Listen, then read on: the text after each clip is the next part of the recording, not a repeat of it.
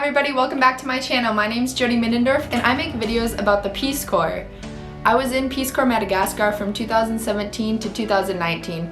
I've since returned to Minnesota and now I make videos to help you guys out. This video is to explain 5 things that I wish that I knew before I went into the Peace Corps, and hopefully it'll help out this new wave of volunteers that'll be going out so that they're better prepared. Hopefully it'll get us a little bit more excited about the time when things start back up and we're back out in the field trying to make peace and friendship happen all over the place. The first thing that I wish I would have known before going into the Peace Corps is that I would feel like a child again.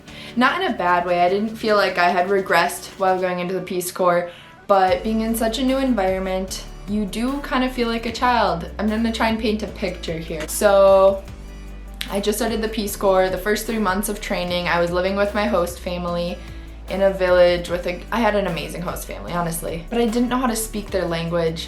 I didn't know how to use their bathroom. I don't know, you just don't know anything. You're starting from scratch. You don't know the culture, you don't know the food, you don't know the norms of how to interact. You don't know how the family that you're living with is going to be running their day-to-day life. Really, it just felt like I knew nothing and I needed help washing my clothes. I needed help finding the key to go to the bathroom, and everything was just more difficult. Basically, when you start in the Peace Corps, I mean, you're starting from scratch in a whole new environment, and it's okay to feel like a child, but it's something that it would have been nice to know personally going into it that was gonna happen, so I could kind of prepare myself and feel less awkward when the situations did arise. The second thing I wish I would have known before going into the Peace Corps is how to self-advocate respectfully.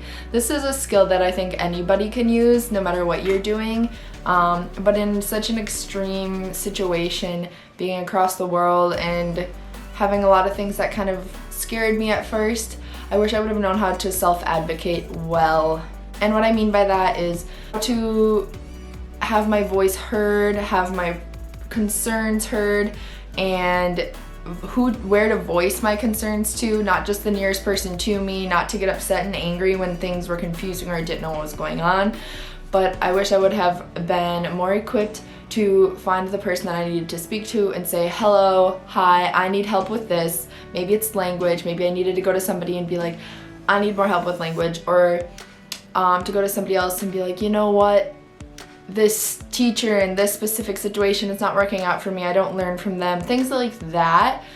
I wish I would have been able to do well before joining the Peace Corps. But I did develop those skills during the Peace Corps, and those are things that I'll use going forward. The third thing that I wish I would have known before going into the Peace Corps is that I would be leaving a lot of big decisions regarding my life up to other people to decide. The people who were in charge of making these decisions for me did a great job and everything worked out fine, but I wish I would have known going into it how many decisions I wasn't going to be able to make, and kind of mentally prepare for, I guess I just didn't expect how big of decisions these were gonna be, how much they would affect my life, and how I would have no control over them, such as where I was going to be living in the country. I knew I was going to Madagascar, but once I was there, somebody else decides where you go. Somebody else decides what kind of job you're gonna have, whether I would be teaching at an elementary school or a high school or a college. Somebody else is deciding what house I live in. Somebody else will be deciding when I can go on vacation and where I can go on vacation due to safety concerns. All these things where typically as an adult you make your own decisions of where and when you're going on vacation, where you're gonna live. In Peace Corps you don't get to make those decisions. And I guess I knew up front that I wouldn't be able to make all those decisions myself, but I didn't really sit down and consider how big those decisions would be, how much that would affect my life for 2 years, and that there are some struggles that go along with that. This isn't something that would stop me from doing the Peace Corps again, but it's a big difference from your day-to-day life when you join the Peace Corps. You kind of just got to give up all control. The fourth thing that I wish I would have known before going into the Peace Corps is that I would struggle in different ways than I ever had before.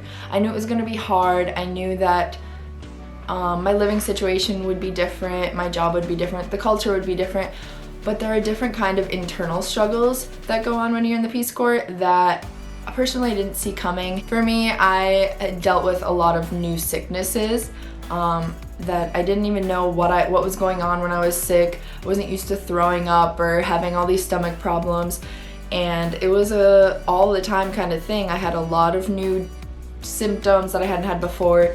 And then along with being sick with these new sicknesses, you're alone when you're sick. Like, your mom's not there, you can't go to the doctor and get yourself some NyQuil, that you can't find a lot of the same kind of comforts from home. It's hard to come by cough drops, things like that.